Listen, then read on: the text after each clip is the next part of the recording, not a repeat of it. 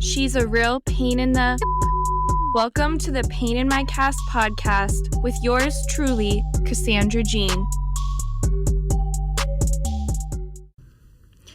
Roger, I feel like you're probably not having fun with me today because we got in here and I've been so moody. I think today is one of those days where you are existing in your own right and power, and I'm totally fine and flexible. I know, you're always so good to me, but I thought it'd be fun. Yeah, I thought it'd be fun if we did an episode where we got to like know each other a little bit more. Yeah, I mean, there's a lot of like card games that you could play, like whether it be before you go out, after you go out, and you get to uncover more about somebody. So I take this on to be a little bit of that as well. Like can be that episode where our audience gets to learn more about us and we get to ask those uncomfortable questions that we probably just don't want to answer, except we're doing it here live. Yeah.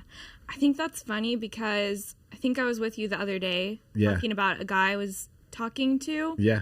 And you sent me a link to like an Amazon book. Yes. What is that book? The book is like, and to be honest with you, I don't know the name, but I do know you basically ask these assessment of questions or this variation of questions that lead you to decide whether or not this person is your perfect partner. And if they answer them all correct, it has typically worked to be like 100% correct. Really? For like a successful marriage? For a successful marriage and or relationship. Yeah. Wow. Yeah. It's actually crazy. That's crazy. Okay. So like when you're looking for someone, what is like wifey vibes to you? So what does that mean? And it's a great question because I think it changes for everybody. And I think for me, I have like 3 things that I'm always looking for that just I don't want them to be like this toolbox answer. I want it to be custom to each and every person so they are their own selves. But the first one is I love a great sense of self. Like that person has to know who they are.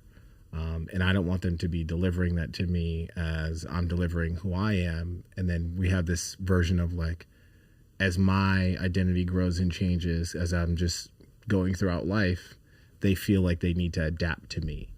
I don't want them to be a chameleon. Instead, I want them to be their own selves.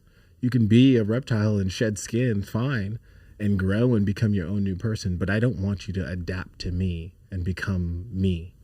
That's never... Really? Yes. I don't want that. Okay, I want to hear the rest of this, but I find this interesting. Yeah.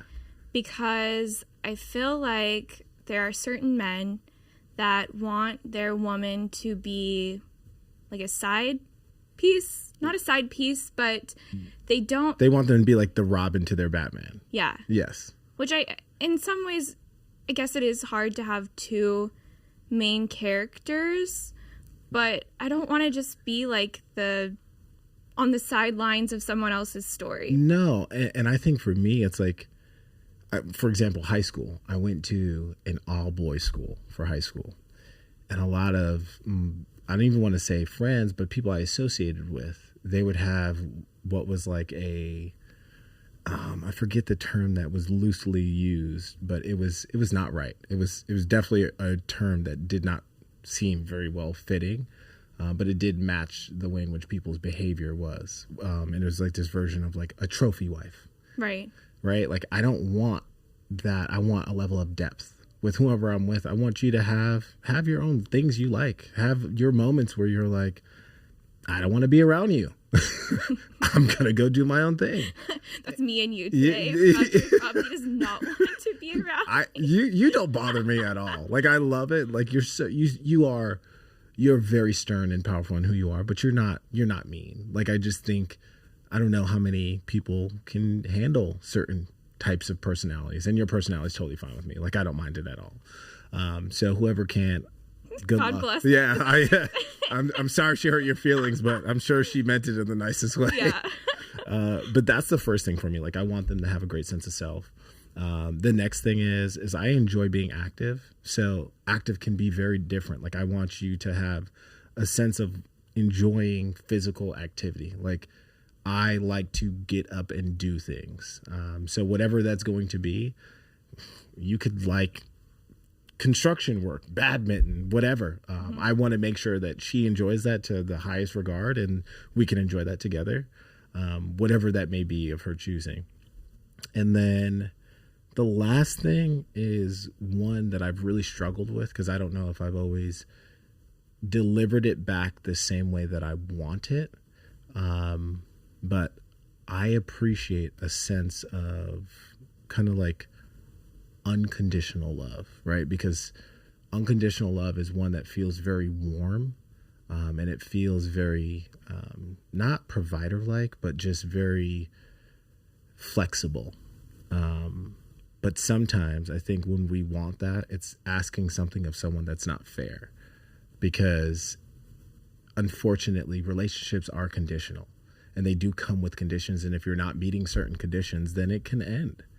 Right. So it's almost like an odd understanding where you have to be accepting of that, where you say, okay, maybe it's not the forever relationship, and what I want is this form of unconditional love, but maybe I should change that outlook to say, I'm going to love you so unconditionally that you feel a great sense of not even like providing financially, but just a great sense of stage and availability for you, that you would want to give me that same thing back.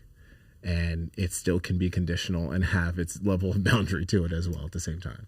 I love that you said that, because I have a hard time looking at like unconditional versus conditional love. Yes, it's hard. Because we all want unconditional love. Absolutely. And then we've talked to people about this, you and I, and, you know, love does have conditions, but maybe it doesn't when you're loving someone fully with your whole heart. Yes. And just emitting love. Yes. That is, the love that you're giving away is the love that you're going to get back in return, hopefully. And then it becomes like a power thing when you're trying to demand that from someone, to say, I want you to give me unconditional love. Instead, it starts with you.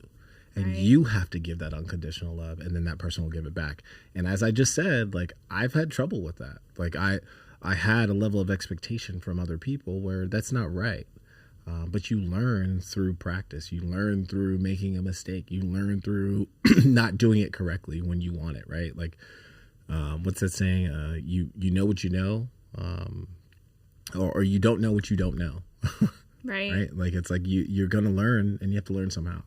Yeah. So that's my answer. What is yours? Like, well, first of all, I can't even remember what the question was, because that's how ADHD I am. But like, I do have to say, like, thinking about some of your answers to that question, like just in regards to like the trophy wife and like conditional love. The question is, what do you look for in a partner, right? Like, what are your things that you look for in a partner? Like, for me, it would be like, I think first and foremost, laughter. Love that. Which sounds really funny, but I know that when I find someone and I'm just like uncontrollably like laughing and feeling like a little schoolgirl. That's sweet. That's what I want, is I want laughter. I feel like, to enjoy yourself. Yeah. I'm just like, Cass needs to laugh.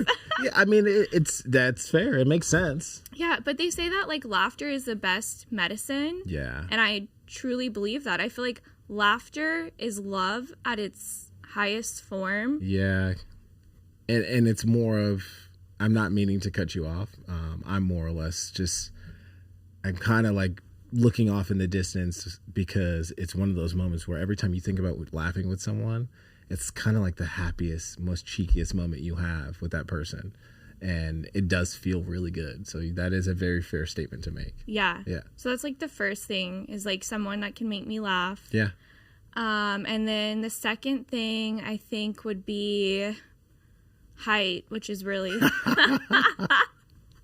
I love it. You're serious. This is just me being truthful. I know. You know, and I was talking in the lobby audience, she is dead serious. I'm dead serious.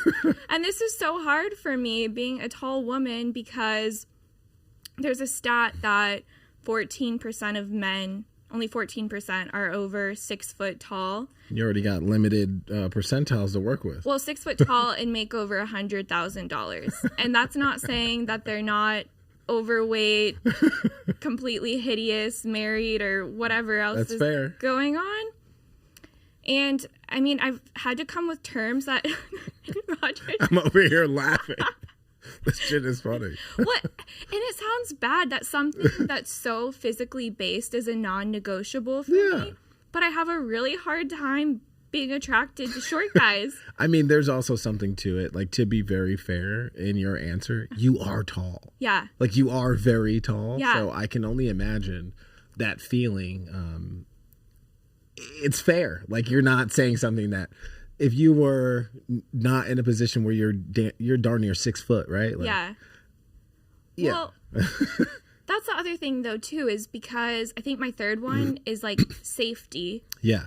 And being a tall woman, I'm serious. I'm sorry. Like, to me, like, I'm just gonna feel less feminine if I'm not dating someone taller than me. Sure. Because even though I'm tall, I still want someone that makes me feel like little and babied and soft. So do you appreciate like that version of whomever you're with, they allow you to kind of like, one, turn off, but two, feel like they have you from a sense of like a protective glove, like, or like, explain it to me. 'Cause like, I want to understand it further than me just being tall myself. Like, yeah, sure, I'm tall and I can answer that checkbox for certain people, but it's more or less, I'm trying to understand like, where does it stem from? Like, why?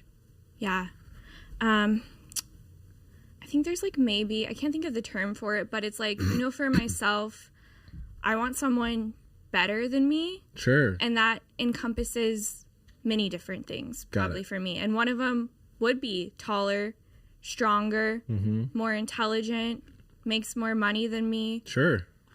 And, you know, that's a little bit tough when I'm already... It is. I mean, you do well. 5'10", 5'11", and make 6 figures. Yeah, and that's true. Most of the men aren't even at that level. And then that's not even talking about, like, emotional, intellectual intelligence. And this might sound wrong for me to say, but... No, nothing's wrong. I've never... It's our podcast. Really, that girl Cass, she's so full of herself. But I've never doubted my own, like, intelligence. And I know that there's a lot of women that are, like, hard on themselves about their intellectual capabilities. I'll beat myself all day long if my skin's breaking out or if I don't like my outfit or whatever. But I've always fully believed that I'm smart. Like, I've just always had that self-concept of myself. And you are. That's sweet. Thank you. So I don't just sound like a dumb. No. It's always the not smart people saying they're smart. But I've had the luxury, one, to work with you, and now working with you as a business partner. Like, you are really, really bright. So that's really sweet. Yeah. But I feel like I have a hard time dating because of that. I want someone to meet me at my intellectual level. Yeah. So that third piece, the safety, it's wanting someone better than me. And being tall probably plays into that safety piece. Sure. The financial stability plays into that safety piece. Sure. And then furthermore, the one thing the Bible says about relationships, which I'm not even like the most like religious person, no, I'm open-minded. Yeah. Is that pick a partner that you'll go to battle with. Yes. And I think Chris Willis has brought this up on... That's so well said. Yeah, on his podcast. And I've had partners before that like would throw me under the bus to their girlfriends. I hear you. That were friends of theirs and not have my back. I hear you. And I'm like, that's not okay with me. No. I want someone that's like, that's my girl. Yes. And we're going to go fight this shit together. Absolutely. Almost like, and this might be because I've read a lot of books. Sure. It's almost on the morally kind of gray level. Yeah. Where I'm less concerned about everyone else in the world and what else is going on. As long as I'm like, me and you, we've got each other and we're going to go fuck it up however we need to fuck it up it's together. It's like that us against the world mentality. Yeah, which is kind of dark. No, I mean, I've seen some media coverage on it, and I will say, like, it's a bit of that villain mind state, and when you're in that villain mind state, you can accomplish great things. Yeah. As long as you don't have that perspective on, like, going to walk your dog. You're not a villain. You're walking your dog. Yeah. Like you going to the grocery store. You're not going in there as Batman. Like you're going to walk your dog. Right. Or you're going to get your groceries. Yeah. It's just like there's a time and a place for that mentality, I think. Yeah. But I love it. I really do. And I think it brings on so many more questions that I'd probably ask. But for me,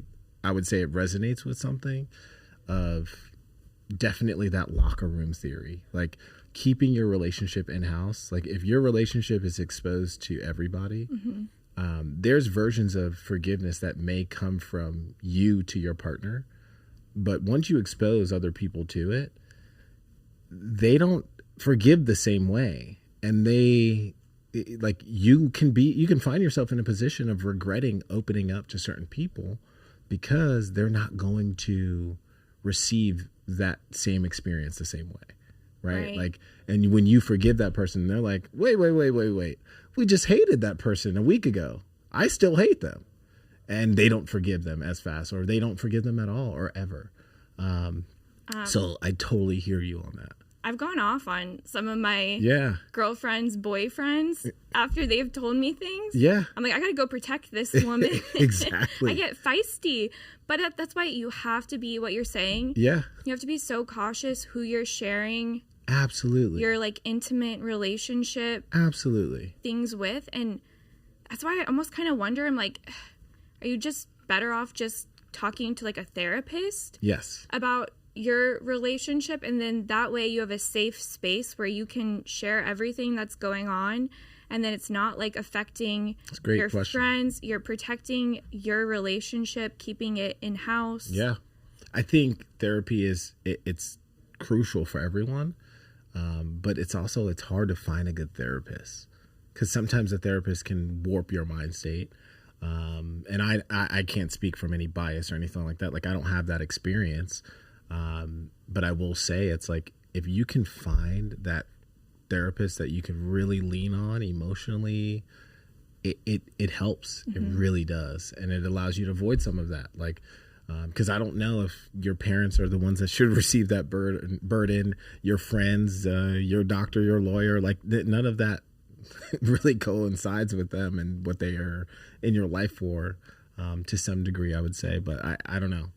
Maybe that's where my bias comes in. No, you're spot on. And I feel like even finding a therapist is like dating. Yes. Because you're not always going to find the right therapist. Yes. And see, I've been lucky, and I'll just say this is like my personal life. Yeah. I've gone to therapy since I was 16. Love it. I've had the first few therapists I tried out. I literally like barged out of the therapy session. We were not compatible. And then my therapist, who I have now, I've been seeing her since I was 16. Love. And it's gotten to a point though where I'm like so close with her. I'm like, I think I need to get a new one. Yeah. Because you kind of do grow with your therapist, and then sometimes you need like an outside perspective. For sure. And that's healthy to say as well. Like I think whenever it comes to dating and relationships, it's important to have therapy, but I think you don't want to like overcompensate for still being human. Like you still want to be yourself, right? Like you don't want to become a shadow identity of your therapist. Your therapist should be there to bounce things off of and offer a sense of reflection, but like you shouldn't be an identical version of them. And I feel like that's versions of what you're saying, if I'm accepting what you're saying correctly. I mean, I think honestly, for me personally, I've gone to the same therapist for so long that I consider her a friend, which is maybe the wrong thing to say because I know she's my therapist, but we've literally, like, she started her practice. I was her first client. I've seen her for 10 years. Yeah. So, she's met my mom. She's met my sister. So it's almost at a point where there's things I want to tell her. Yeah. But I don't want to tell her because she's been in my life for so long that I don't want her to think negatively of something I'm going to say. Sometimes I feel uncomfortable talking about my sex life with her. Of course. Because I'm like, this woman has known me since I'm 16, and now I'm talking about this or that or whatever. So. Well, okay, so then that will kind of lead me to another question I think would be great for our audience, and as well as even me understanding. I know we're honestly like learning a lot about each other. Yes, and like I want to make sure I get the question correct because I really do want to know the answer because I think I have a lot to say for it as well. How do you feel about where you grew up, which we know is Austin, and how does that shape your dating experiences? Oh my goodness. I feel so many things about the Austin dating scene. Yeah. And I feel like it's a little bit tough for my opinion on the Austin dating scene because I'm a bit of an anomaly. Yeah. I think I'm not dating as much as I should be, but I've had phases that I've gone through where I was dating a lot and it didn't work out. Mm-hmm. But I feel like because I'm a 29-year-old woman, I have this like innate fear of turning 30 and being single. Like it scares the fuck out of me. Yeah. And what scares me... You'll live. Oh, God. I'll get 5 cats. What scares me even more is that I don't want to leave Austin. Yeah. It's my home. But the dating scene here is so bad. It's tough. And I don't know if that's just my perspective. And I can't think it's that way because I hear from so many people how bad the dating scene is here. Yeah. I mean, me outside coming in, for sure. It's wild. It's very different. But I also feel like at the same time, in the last few months, I've been on some of the most beautiful dates. Yeah. With some of the nicest human beings. Love that. Men who are actually like gentlemanly, pick me up. And congrats. Yeah. They're good guys. Yeah. And there's been a few of them that like wanted to be in relationships. And in those situations, I was more of the avoidant one. Sure.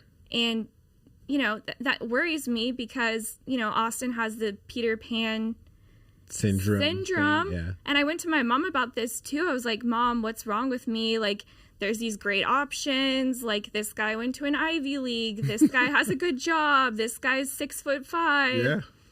But at the end of the day, I wasn't even really super physically attracted to any of them. Yeah. And it might be my own issue of always being drawn to chemistry and like that feeling. Yeah. That sometimes maybe isn't the healthiest feeling. Sure. With someone, but I think I deserve to have that feeling with someone I'm going to be with for the rest of my life. Yeah, you deserve everything, one. Like, that's anybody, right? Like, I think everybody deserves to have anything and everything they want. My eyes, like, lit up. I was like, really? I'm like, I can have it all? Like, you definitely do. But it's so interesting for me to hear that perspective because I think it aligns with some of that, like, opposite experience where you're really looking for that specific feeling. And that feeling will motivate or recharge your battery every day for a lifetime with that person. And that's when you talk about it, that's actually really sweet. Like that is really the way and most people probably envision love. So I think it's nice that you hold on to that. Yeah. It definitely makes sense for sure. I don't think there's anything off in that. I think that's pretty cool. Yeah. Yeah. I mean, your body tells you when you like someone. Yeah. I'm not even talking about like in a weird sexual way. Like, like I'm like giggling, like I'm dressing nicer, if I'm going to be around them. Like your body will tell you if you should or should not be around somebody. Yeah. Yes.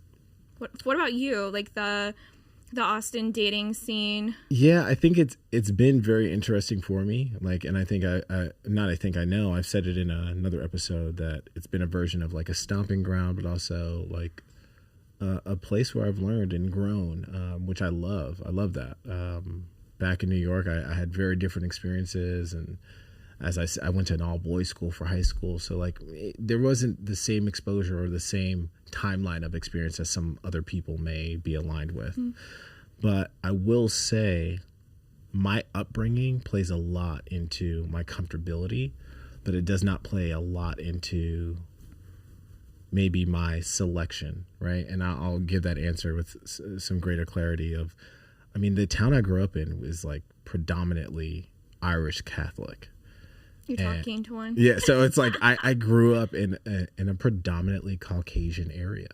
So me being a product of my environment, that is what I've witnessed or seen or been around of the opposite sex, like growing from the same age as me to an adult. So I have comfortability there. Like there's a level of comfort of interaction and engagement that I have there. But that doesn't mean that I'm aligned with like that's all that I'm attracted to or like. I've dated other races and other people, and I think it plays a part in like where I grew up plays a part into my experiences of like in Austin, there's maybe 20 black guys, right? Like there's not a lot. And I think some people have a very different experience than maybe me because I just have a sense of, hey, like I grew up around this, like those indifferent numbers. Right. And it's sad to say that I can find comfort in that, but also it's a bit of a superpower. Like I'm like, yeah, it's fine. Like I'm going to go about my business and operate my very normal self. And if I find someone that I'm attracted to, hey, let's have a conversation. But that doesn't dictate the idea to say, oh, I only like one specific type of person, because that's just not true. Yeah. And I know we've covered that on another episode as well, where if there was a different environment, you know, like there's different levels of engagement that you could have with other people. So it's just affected my dating to where I find comfortability in some uncomfortable environments. Right. And I think Austin is a very uncomfortable dating environment. It is. Yeah.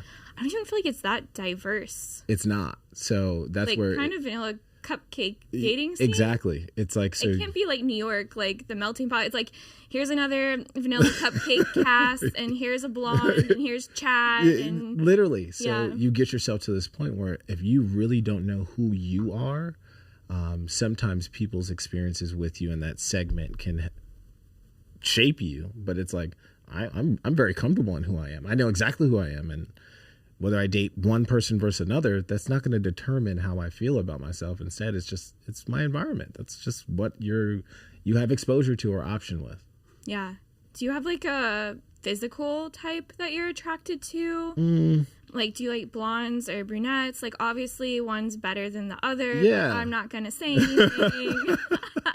I think for me, I'm very open to either, but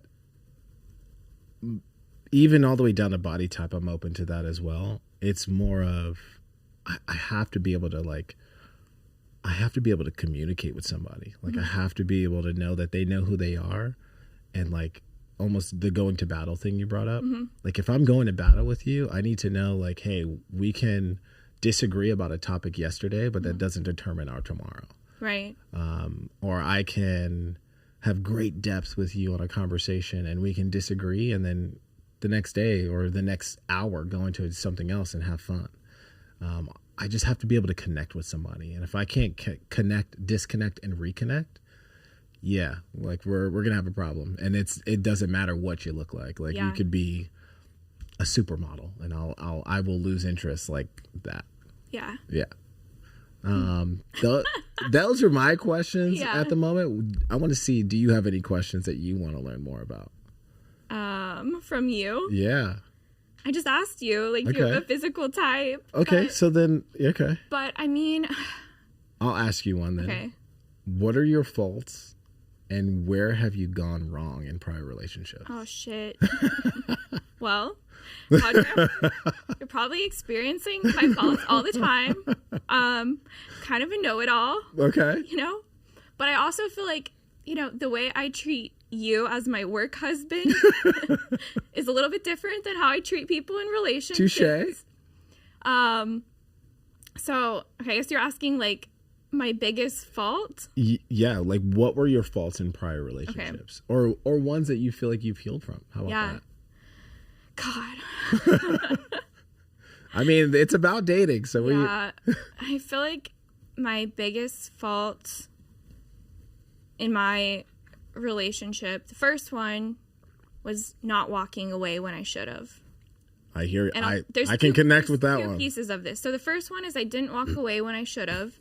And what happened in that situation is my ex put his friends above my sister. Ooh. And they were bullying my sister. Not fair. And my sister is like probably one of the first loves of my life. Yeah. And so sorry, sis. I know. No, I had her back. Yeah. You know? Of course. But that was a sign for me that in this relationship, this man is not going to protect me. He's not going to protect my family. And if he's going to let his friends dictate some of that. Dictate and not stand up for someone that I consider to be his sister as well. Yeah. That was I should have walked away then. Huge red flag. And I didn't. Yeah. And then the second piece, and this is my own fault, is I can do this. I was probably doing this earlier today with you. Sure. Is I can be very demeaning. Yeah. And I feel like where that came from in my previous relationship, and it makes me really sad. Yeah. Because I'm such a lover girl. Yeah, I mean, you are so sweet. I really am. Yeah. Like, when I love someone, I pour into them so much, and I'm almost like fucking Harley Quinn. Like, I'll go jump. That's funny. I'll go jump into This is funny. I'll jump off a cliff for someone if I love them. I'm like delusional on that level, but that's sweet. That's really sweet. I was like a little bit demeaning with my ex because there was a point where he didn't have a job. Yeah. I was working my corporate job. I was also working at Nordstrom. Yeah. He was basically living with me, had his own place, but was living with me, not helping me with rent. And this is, I'm not trying to like throw my exes under the bus. I actually have a lot of respect and love for him still in my own ways. I asked a specific question, so you're answering the question. You speak highly of them in other lights, so that's fair. Yeah. But when I had to take on this like provider role and I'm going to work, I'm working 2 jobs, I'm driving us in my car everywhere. Dang. You're not fucking me. You're not communicating with me. I just started being really demeaning to him. Sure. And it makes me sad because I'm sure that was very emasculating. Oh, yeah. And I never wanted to do that to my partner. Mm-hmm. And I don't even know how it got to that point. Yeah, I mean, I think so. You bring up a great point of like life was happening to that man. Yeah. In a way that he was doing probably his very best to keep up with. Right. And Oh, okay. So see, this is I good. I need to give you more clarity on this too. Because this person, my previous person I was in a relationship with, I believed in him fully. Yeah. Like I said, I would jump off a cliff. I loved him so much. And I'm not going to date someone I think is not intelligent or not capable of things. So I held on forever. I was like, I see potential in this person. Yeah. They're going to be something. We're Batman and Robin. We can build an empire, take on the world together. So that's what I originally believed. Got it. But after a while where I'm doing all this work on myself, going to my job, having a second income, and he's sitting on the couch every day and then spending his money on alcohol, going out, partying with friends. Yeah. And if he was trying to do something with his time, that would have been everything to me. For sure. Like, oh, I did this. I'm working on this. Don't worry, baby. I've got us. We're going to get there. Yeah. That's not what was happening. Yeah. He was out partying with his friends, drinking, finding new girlfriends, doing different Snapchat. things. Like, I don't know. But you know what? No, I think you're being very honest. And you know what comes about that is like, I'm sure you were a part of his, or I hope you were part of his growth and maturation to become a better person. Because I'm sure him making that mistake and caring about you and loving you, he probably unfortunately hurt the wrong person, and in doing so it hurt him back as well. So what I hope for is that he learned and grew from that, because if he doesn't, that's really not okay. Yeah. Because everybody makes mistakes. Right. I'm sure you could look at it from male to female, whatever. I've made mistakes. Other people have made mistakes. You don't want someone to forever live in that. I really hope that he learned from it. And I think he has, because I don't know. I don't talk to him, but I believe that he's like successful now, and that's like all I would hope. Okay. Yeah. When I met the man, he literally slept on a mattress in an apartment. So I feel like I did do something good for him. Yeah. And I feel like this happens to a lot of women where we build someone up. Yeah. Then they drop us and move on. And then the next one they act correctly for. Yeah. I think that's a bit that almost relates a little bit to my answer, where I think I have this bad habit of wanting to build or help people get to their next level. You see the potential? Exactly. I see the potential in people and I fight for that. And I'll do it at any cost. And sometimes that cost is even myself. Is that what happened with your ex? Did you see? And I'm just talking about past exes. I hear in general. you. Yeah. I've had, you know what it is? I think I just had a really amazing experience of witnessing love with my parents, of like what they wanted for each other and the way they had this like unconditional kind of like backing for each other, no matter what. Like, mind you, things have gone on in life. Like, everybody has their own wrongs and rights that they do, but they always like really do figure it out and fight for each other, which is just, it's really warm to witness. But it's also toxic because me as an adult, I can't expect that from someone who's not my wife. Right? I can't expect that from someone I've dated for 2 months, 4 months, 6 months, a year, 2 years, 3 years, 5, 7, doesn't matter. That person is not my wife. So I can't have that same level of expectation, but I will see the potential in somebody and be like, you know what, let's go on this journey together, work towards that. And then I'm putting aside all these other things that I may need, and I'm hurting myself. And then as I'm hurting myself, I can potentially act on that hurt, right? And while it all comes from a good place, it's never okay. Yeah. Like, because I'm still hurting myself. Does your anger like build? No, I'm not an angry guy. Don't get angry? I'm just talking about when this is like happening in those situations. Yeah. What happens if these needs aren't being met? Does it just build and build, or I'll either act out, right? Like this is a fault of mine. I've acted out when I did need something, which was not fair, not right. Take full accountability for that. But I will say it's probably like, what is the feeling? Like, to give you an answer, I'm like, I almost feel like the kid in like an empty room, and I'm like this, like, all right, so I'm hurting myself now. You know, I realize it. And then when I realize it, I'm like, so what are we going to do? And I do nothing. And that's like, it's not okay. It's still bad. But I will say there are some people that I've met in my life that really have done amazing works on just like helping me reach new heights of myself, and as well as they're doing it for themselves. And it's those people that I feel really bad if I've ever hurt them, because as you go on in life, you just want to be the best possible person you can be, but you have to make mistakes. And unfortunately, that comes at a cost of hurting maybe a person, place, or thing. And I really, really, my heart goes out to those moments that I may have ever caused for anyone else, but I'm forever on that path to try to be better. And that's probably my biggest fault, like, of just seeing the potential in someone and wanting to work towards it. Yeah.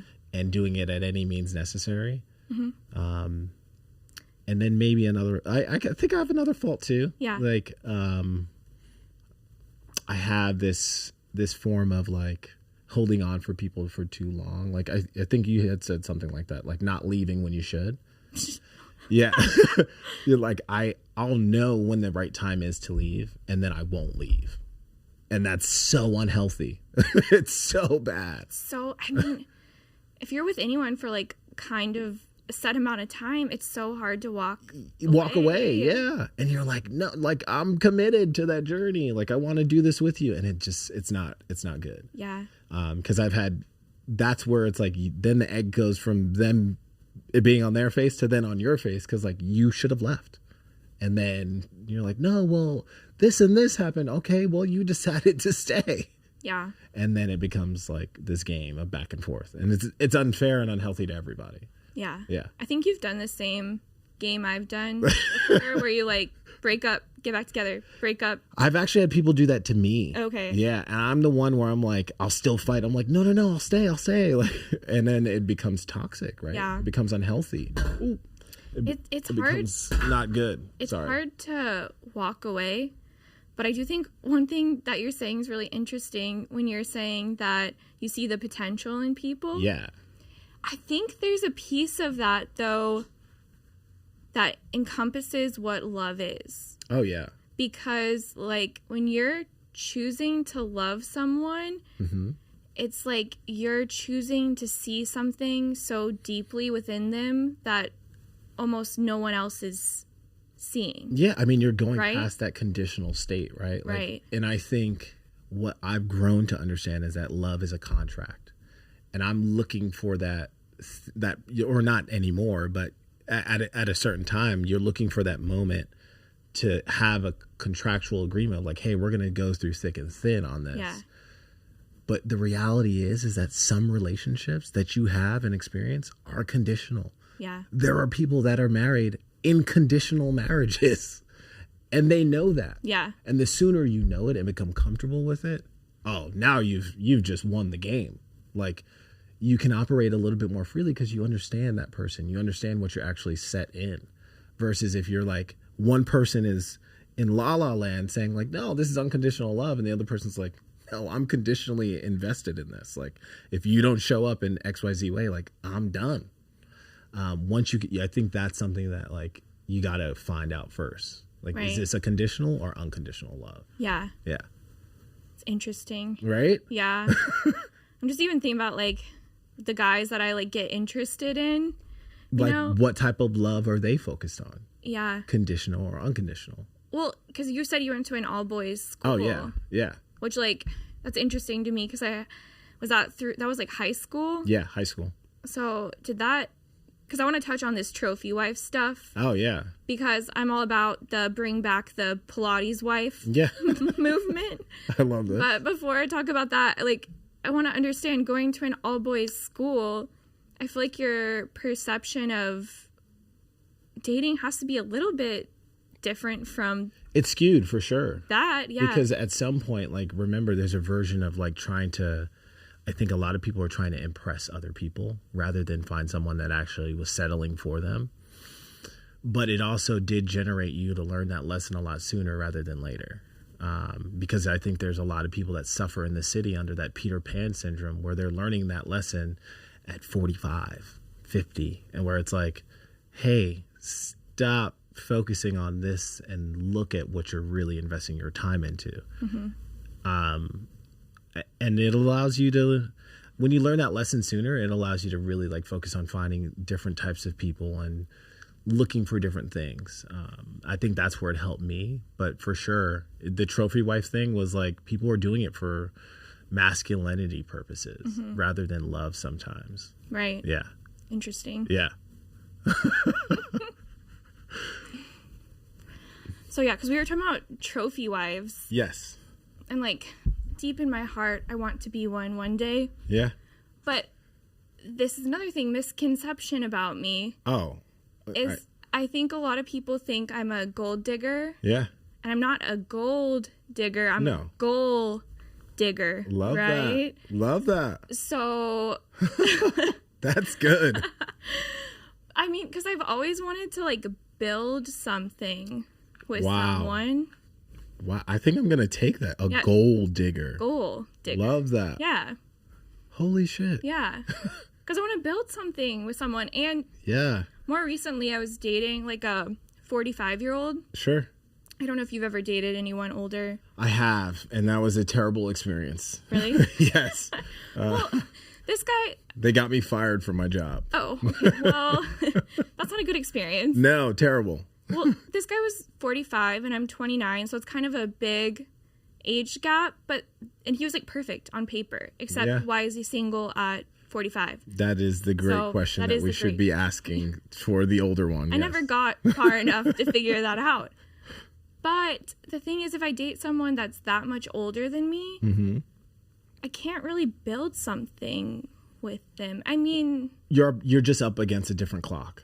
Yeah. Right? Like your path is very different than their path. And if they're not accepting of that or you're not accepting of theirs, I think that's where it's like it becomes like power dynamic. Right. Yeah. Well, there's like some people who like very clearly plan their paths. Yeah. And you know, I'm a vision board girly. For sure. I don't know, like, have you thought about this? Like, what does Roger want his future to look like in terms of like your relationship, marriage, like when you want to have kids, like where you want to live. Like, do you ask yourself like those deep questions so you can know if you're getting to where you want to be? I actually always used to trust kind of like a bit more of my gut instinct of like what that was. And now the older that I've gotten, probably in the most recent 4 years, I script everything. And I script it out to a point of like, you have to write things into existence. You are the author of your own story. And I think through therapy, separative therapy, making certain mistakes and wanting to be better and wanting to grow, honestly, I needed to figure out like, what is that great sense of self that I'm attracted into somebody else? And what do I possess of that about myself? And I needed to answer those questions for myself of like, what does my future look like? What do I want it to look like? Where do I want, like, what weather do I want to live in? Yeah. Like wildly simple things, like just needed an answer. I think people don't ask themselves. They don't. They because forget. I remember I admitted like I was a person who, I don't know if I always answered those questions. Right. I just kind of had that gut feeling or gut appeal of like, what I know, I'll know. And that's not how life always works. Like some people are lucky and they really are. And I love that for them. But I don't know if I'm going to be that one. So I needed to do some scripting and make sure I understood, not scripting from a sense of acting, but I needed to understand what are the check boxes that I need in my life and what are the check boxes that I can provide for somebody else. Because if I know those two, building in that relationship and the foundation becomes a lot easier. It's a great question. Yeah. That is a great question. Well, I mean, I have a lot of guy friends because guys are more logical. Yes. And so I have quite a few guy friends. That's a great question. You should ask them all that question. I should ask. Yeah. I do ask some of them. And some of them are so logical. Like they're like, you know, in 5 years, I'm going to have kids. At 37, I'm going to be this. Yeah. At 38, this. Because they're very logical, right? Absolutely. But I don't think life works that way. No. Or it's never worked that way for me. Like, even where I am right now in my life, I didn't think I'd be 29 years old. Yeah. Single. Like, I hear you. Me at 33, like I will say I've had a lot of that same experience, but there's something my mother and father would tell me when I was studying, actually. This is like relative to a practice that they gave me. They were like, you have 20 kids in the class. There's one kid that may need to study for 10 minutes and they're going to get an A. There's another kid that may need to study for an hour and they're going to get an A. And you may be that kid that studies for 10 minutes, an hour, or 8 hours, or 20 hours. Whatever the answer is, that A is still possible for you. And if you're going to go get that A, you need to know how you learn, right? And you need to be able to understand it's a version of like scripting, vision boarding. You have to know who you are in order to reach that A. So I think as I've grown older and learned, it's like I have some friends that are married with multiple kids. I have some friends that have been married, divorced, have kids with 2 different people. Mm-hmm. I have some friends who aren't married. I have some friends who are like in the military. Like the storylines just go on and on. Right. But at the end of the day, whatever your end goal is, like you can reach it. If you want a family, a house and kids, like, yeah, maybe I didn't find the person I was going to marry at 23 and I'm 33 and maybe I found them now and that's good. I took a different route. Right. Like, and that's okay. Do you feel like you're like a late bloomer? I think so. Yeah. Like it's funny because I think I could relate this to a group chat with my guy friends. We have like a hashtag that says hashtag peaked in high school. I think I've always been like the guy who, like, I became attractive later in life. Mm-hmm. I didn't get tattoos until later in life. I didn't figure out what I wanted until later in life. I did a bunch of transferring. And while some people may have thought it was because of this reason or that, like, no, I just didn't know what I wanted to do. And I've had other things that I needed to rise to the occasion for. Like, I think you hit it right on the head. I mean, sports, like I played sports and like some positions I didn't want to play. So I would want to change the sport. I would just do all these different things because I've always been on this journey. I've looked at life as a journey and I've never been afraid to be wrong. So yes, in short, my answer is I definitely see myself as a late bloomer. But it has been one of those experiences that I will never change. I love it. I absolutely love it because I feel like the underdog in a lot of moments. Mm-hmm. And then when I show up, people are like, oh, wait, hey, I counted him out. That's funny. Because I feel like I'm a late bloomer too. Yes. And have you ever heard of this? And I definitely want to hear about you as well. I'm sorry. We can talk about it, but like there's this theory of like quantum leaping. Oh, yes. Have you heard of that? Because 100%. You and I feel like we just did this really big quantum leap together. Absolutely. Where it's like we're manifesting this podcast and we didn't know how it was going to happen. In the midst of craziness. Been a few years we've talked about it. And then all of a sudden it was like this quantum leap where it just happened all fast. And like to some people it might look like it happened really fast. But I know you and I have been like this is years in the making, journaling, manifesting it, thinking about it. And then all of a sudden it was like, I don't know, the doors opened up. It was like, it's time for you to have this now. 100%. And it's like, I don't know if you remember, because I know we went to my pool one time with one of my buddies. Mm-hmm. And I used to have on my whiteboard, or even like one of the glass doors in my apartment, I had different names for the podcast. I had different themes for the podcast. And it's like I just had to see it every day. And that was a part of that vision board stuff, or even like scripting. Like I needed to write it out to understand, like, where am I going? Where am I headed? Why? And get those things answered. And who do I trust to do that path with? Right. So it's like, if there's anything I can say about all of it, I've never, ever, ever wanted another co-host other than you. That's so sweet. Yeah. Aw.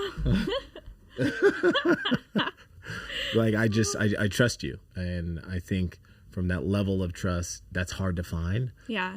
And as we've clearly unloaded for everybody here in the audience, we've had our own issues as well and our own love lives, respectfully, right? Right. And I think that plays into that part of like trusting other people, trusting other individuals with your heart and your future, where, you know what, luckily I'm in a position where I don't need to date anymore, but I'm also in a position where that doesn't mean I trust everyone because of that, right? I needed to figure out, like, who do I trust? How do I trust? Why do I trust? And you've helped with a lot of that. And I think this podcast is going to flourish because we're building it on the right bricks. We're not building it on nonsense. For sure. And I mean, we've been friends, but I still feel like we're learning so much about each other as we do this podcast, and that momentum's just going to keep going. So it's all the way up. Yeah. Even though we always say it's going down, it's all up. Well, we do know, like, this is the only place where going down means it's going up. It's going up. Yeah. So that's a great point. Yeah. It brings us to the end of the podcast. And for this episode, I do want to say it has been awesome to get a little bit more information about you as well as having me offer me the stage to unload a little bit about myself. I love it. No, I feel like we start doing like solo episodes, have our guests do episodes together. This is good. It's gonna be fun. This is healthy. Yeah. Well, we like to close out every episode with one saying, and we always know what that is, which is, it's going down. It's going down. We'll see you in the lobby next week. We'll see y'all next week. Bye. I love this. This episode is good.